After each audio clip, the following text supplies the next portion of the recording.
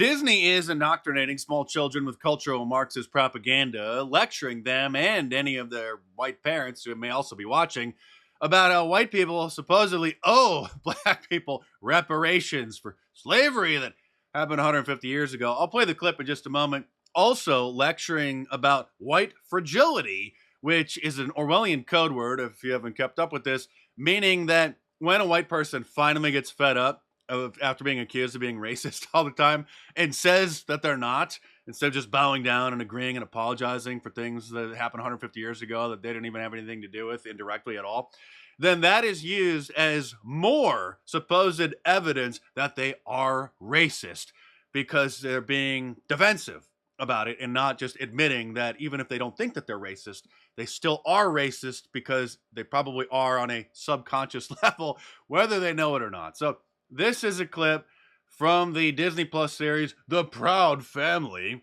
If you missed the clip yesterday, if you haven't seen it, there's another clip from the show that's kind of going viral, showing a group of angry black students demanding reparations, that white people pay them the money. So here is another scene from the show.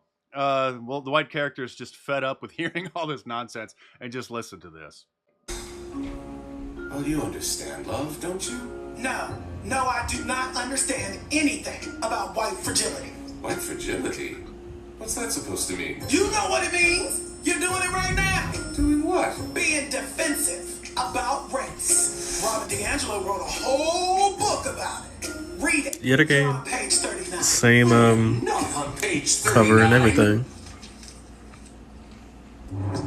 That was the person who recorded this, probably obviously with their phone, commenting on the book. So that's a real book by a race hustler named Robin DiAngelo, who wrote an entire book complaining about white people and how they're all racist, whether they know it or not. What a surprise. On Rotten Tomatoes, this series has a 10% positive audience score and a 100% positive score from the critics. So all the liberal media industrial complex loves this culture Marxist propaganda, but obviously the audiences aren't swallowing it. This is Robin DiAngelo, the author of the book, who lectured Jimmy Fallon on the Tonight Show about his white fragility and his white privilege on a late night comedy show. That is what happened in America. I'll play this clip in just a moment. They uploaded it on the official Tonight Show YouTube channel, and this is before they banned the thumbs down button or hid the thumbs down rating. And it got such a negative response, and all of the comments were trashing it, that the Tonight Show deleted this clip from their YouTube channel. Thank you so much for doing the Tonight Show. I really appreciate it. I know how busy you are, and everyone wants to talk to you right now, so this means a lot to me. Thank you, thank you, thank you. Yes, thank you for coming on a comedy show to lecture us about how terrible white people are. Thank you so much for having me. Your book, White Fragility, why it's so hard for white people to talk about racism, is probably one of the stupidest books ever written and the biggest waste of toilet paper in the entire world. Well, the term white fragility, did you coin that term? Did you come up with that, or is that it? I did. What does it mean for exactly? Well, the fragility part is meant to capture how little it takes to cause white people to melt down in defensiveness and umbrage. I mean, we make it so miserable for Black people to talk to us about what they're experiencing from us that most of the time they just don't. Oh, please, if they would only stop lecturing us, that would be fantastic. When I'm talking about the racism that I have, the racism that you have, it's the result of living in a society in which racism is the foundation. We all absorb it. There's Jimmy Fallon is just sitting there nodding his head after she accuses him of being filled with racism. And so we need to change our question from if I'm racist, to which most white people will say no, to how have I been shaped by the forces of racism I was born into, and how is it manifesting in my life? I have coined a working definition for Black fragility. Let me know what you guys think. I think this sums up the situation very clearly. Discomfort and defensiveness on the part of some black people who live in a predominantly white culture due to fixating on long since past injustices, which they never experienced and were never experienced by anyone in their family alive today, causing them to imagine racism where none exists and pine away for living in a culture that is predominantly black instead. And maybe we should expand that to include brown fragility as well, because here is a Pakistani Muslim member of the Scottish Parliament who is upset that there are too many white people in Scotland. Most senior positions in Scotland are filled almost exclusively by those who are white. Take my portfolio alone. The Lord President, white. The Lord Justice Clerk, white.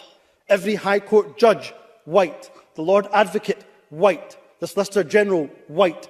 Okay, you get the picture. He literally goes on complaining about white people for a full minute. And all of this nonsense leads to incidences like this. So, I just finished 6.25-mile run. Why do some people look so cute when they run? I mean, I've got my... Move, bitch! Get out of my way! It's Black History Month! And nonsense like this. You cannot be racist as a black person. You can be prejudiced as a black person. You can be prejudiced against many systems. You can be prejudiced against the systems of oppressions that are against you. But like racism is a system that exists for a certain person, which is a white person who already has the power to condemn, to oppress, to literally affect your livelihood. So it's like, I understand where we're going with this, but it's like a black person can't be racist, right? Like a black person does not have that type of power. Oh, they don't have the power at all, but they get people fired from their jobs and have their careers ruined if they just happen to be singing along to any number of the popular hit rap songs that contain a certain little word that hurts their feelings when white people say it. I'm not saying that anybody should do this, because if they did, there's going to be a serious investigation. It's not illegal, but there would be an investigation and they would find the security footage and track down who did it. It would be a national scandal. But imagine if somebody did post a simple flyer like this all over college campuses across the country with an innocuous and obviously truthful phrase, "Black people can be racist too." Tonight, the NAACP is calling on administrators at Florida Gulf Coast University to do something about a new sign posted on campus that says it's okay to be white. I do recommend, however, that you read my book, The True Story of Fake News, and all of my books, really, which you can order in paperback from Amazon.com or download the ebook from any of the major ebook stores. If you like watching my videos, you'll really love reading my books. You're going to be pleasantly surprised at how good of a writer I am and how well-sourced they are, and it gets into a lot of things that I can't get into here on YouTube for obvious reasons. So head on over to Amazon.com or click the link in the description below and check it out.